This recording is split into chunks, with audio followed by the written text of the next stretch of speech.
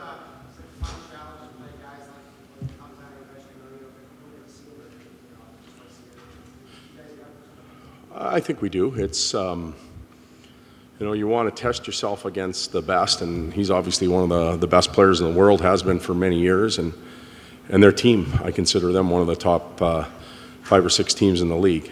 And we always seem to get them early in the year here at home, and we can measure ourselves a little bit against them, and then we get them down the road in Washington and see how much we've improved. Last year we took it on the chin pretty hard here. They scored a number of goals, and we tightened things up in Washington somewhat, but hopefully we can take another step and be competitive against them. I don't want to overstate it because you have lots of good players, offensive players, but with him in particular, is there an awareness that needs to be there for your players when he's on the ice? Absolutely. Absolutely. And we talked a little bit about it yesterday. There's 29 other coaching staffs that prepare their team for number 8, and he always seems to end up with 50 goals. So that's how hard the task is in stopping him as an individual, and he's playing with some pretty good players as well. So there's some tendencies that great players have. They score from spots that are familiar, but we'll inform our players. We'll give them information, but we still got to go out and exercise the task, and that's the big challenge, not taking the information in.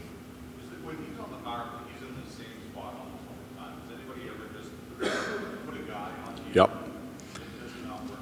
Well, then the other 4 seem to score a goal. So it's easier said than done. There's teams that take OV away and they just stand beside him, and the other 4 do their magic and happen to score. Then you give him a bit of space and he's scoring. I think the best way to prevent it is don't take the penalty. Simple as that.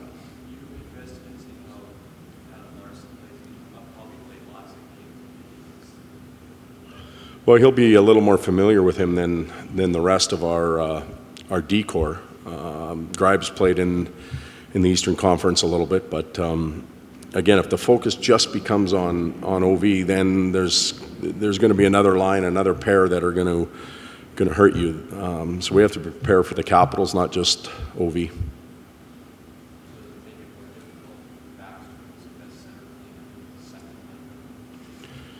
Well, yeah, but their centers 1, 2, 3, 4 are all very effective. I think they've been getting the job done. Lars Eller's been a good player for them. Beagle plays a tremendous role. So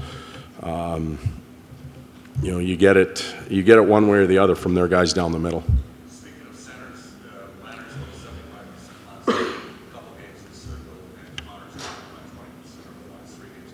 Is this specific to something they're doing? Is it more teammates helping out as well? Well, an emphasis on our behalf to get better in that area, and the fortunate or unfortunate thing, depending on where you are, numbers-wise, is you take the brunt of it as the centerman, or you take the accolades at the centerman. But for me, face-offs are a 5-man unit thing, and we review our face-offs after every game. We show a lot of individuals how they could be helping their centerman out.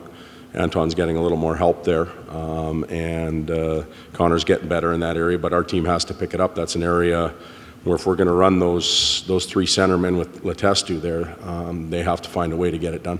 So on that note, are you comfortable, like, Nugent getting chances, he needs to prove the circle? Are you comfortable with what he's giving you with Julio? Overall or in the circle, are you talking? First in the circle, and then overall as well. Well, Nuge will get better as we go. The one thing Nuge doesn't have is any type of protection on his line where somebody else can come in and take the draw. He's the lone center there. Anton and Test have that a little bit. Overall, Pouliot and Nuge haven't been as effective offensively as we'd like them to be, but they played against some pretty good lines and have been able to check and be effective in that sense, in that role. And when the team is winning, that's what's important. Then secondarily are the individuals, and we'd like to get a little more offense out of them. Of course we would. Some of it's just bearing down on opportunities, even empty nets. You feel good when you score a goal, even if it goes in an empty netter, and those 2 can do that.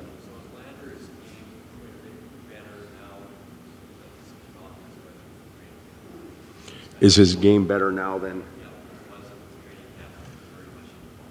Well, he's playing wing. So he skates less, he plays more along the boards. Anton's always been a good grinder. He's been able to play in tight situations. He's playing the wing, he doesn't have to skate as much. And he's contributing in areas that he can control somewhat, face-offs, penalty kill. When we arrived here, we had a perception that he could, maybe get us 30 or 40 points and run a power play and stuff like that. We have a better idea now of how he fits our team, and I think he's comfortable with that. We're comfortable with it. So the lack of numbers doesn't affect us as much as maybe it did in the past because of expectations. So far, I was looking at the matchups. You haven't really worried about the other team getting their best pairing out against Connor. Petrolangelo and Bovies were pretty much there, same with Enstrom in Winnipeg. And tonight at home, do you look to have a specific pair against Ovechkin, or are you pretty comfortable right now to kind of have a rotation between your top two? Well, we have an idea of 3 or 4 D-men that we'd like to have on the ice against him. And we'll work hard to get that. But if we don't, it's early enough in the year that everybody has to have some experience playing against the top players. We're still in that evolution phase, which I think all 30 teams are coming out of the gate and trying to figure out who fits where and how many minutes and that type of stuff. So if we go overboard and take individuals out of the game, I think we lose our team flow, if you will. But Darnell, if Darnell and Grimes end up on the ice against those guys, I feel comfortable that they can play well against them. They're going to be on the ice against them penalty killing, so why wouldn't they be 5-on-5?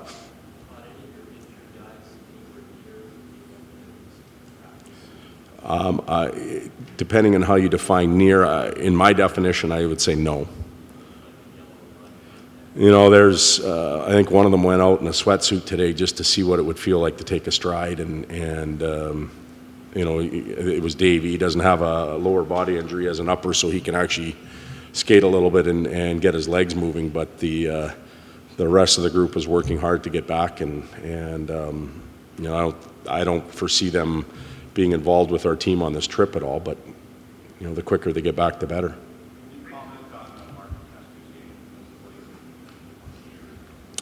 He's been very reliable. He's been heady. He understands positioning. Been very good in the circle and good on the penalty kill, contributing big goals.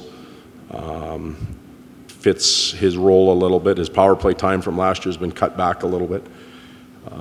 But when we need that righty face-off guy, he seems to step up to the plate, so we're comfortable with him.